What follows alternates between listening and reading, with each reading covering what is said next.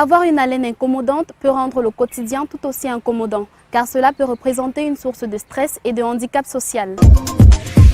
Bonjour à tous, vous regardez Pathogène, votre magazine de santé. Voici la question du jour. Je me brosse les dents après chaque repas, mais j'ai toujours une mauvaise haleine. Que se passe-t-il? Si se brosser les dents régulièrement ne résout pas le problème de Richard, quelle peut bien en être l'origine et surtout comment peut-il le résoudre? Après le Vox Pop, je vous propose de suivre le docteur Ghislaine Gacha, spécialiste en gastro-entérologie qui nous donnera quelques éléments de réponse. Quant à nous, on se retrouve juste derrière. Je pense que pour remédier à son problème, à part le fait qu'il se brosse les dents chaque jour, il peut aussi suivre des thérapies naturelles. Comme par exemple chez nous, on peut prendre l'écorce du manguier, on bouillit.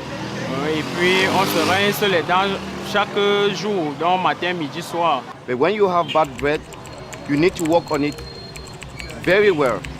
Like you need to brush regularly. But out of that, you need to use salt.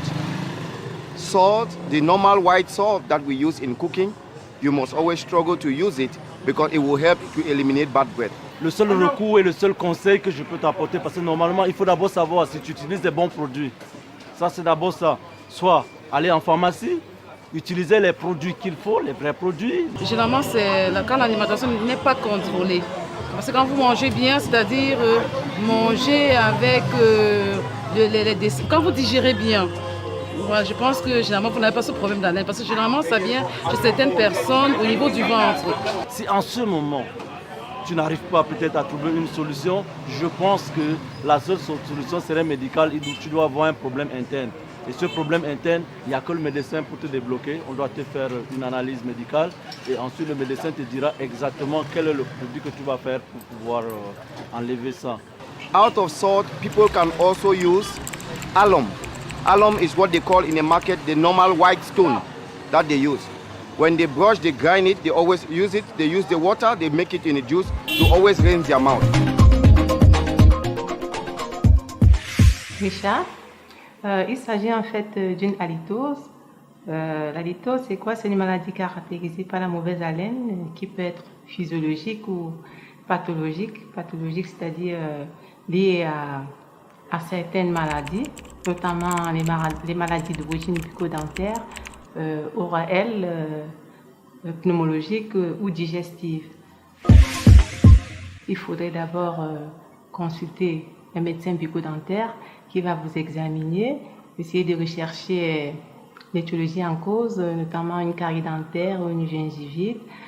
Si l'examen bucco-dentaire s'avère négatif, il faudrait par la suite voir un spécialiste ORL. Lui va rechercher une sinusite ou une amygdalite. Généralement, c'est les principales causes. Mais si cet examen s'avère négatif, il faudra par la suite voir un pneumologue qui va rechercher une infection bronchique chronique pouvant être responsable de cette mauvaise haleine. Si après avoir vu ces trois spécialistes, on ne retrouve pas une étiologie, là on voit le gastro-entérologue et le gastro-entérologue va essayer de rechercher une cause digestive à cette mauvaise haleine, notamment une parasitose digestive, une gastrite ou un ulcère lié à une infection à Helicobacter pylori, qui est une bactérie généralement responsable de cette halitose. Si après tous ces examens on ne retrouve rien, ça veut dire que votre haleine est d'origine physiologique, c'est-à-dire liée à des dépôts alimentaires dans la cavité buccale. Il faudrait donc respecter certaines mesures hygiéno-diététiques pour pouvoir résoudre ce problème, à savoir boire beaucoup d'eau, se brosser régulièrement les dents, faire des bains de bouche, éviter des aliments qui entraînent des mauvaises odeurs comme l'ail, le chou, et ensuite consommer moins d'alcool et de tabac.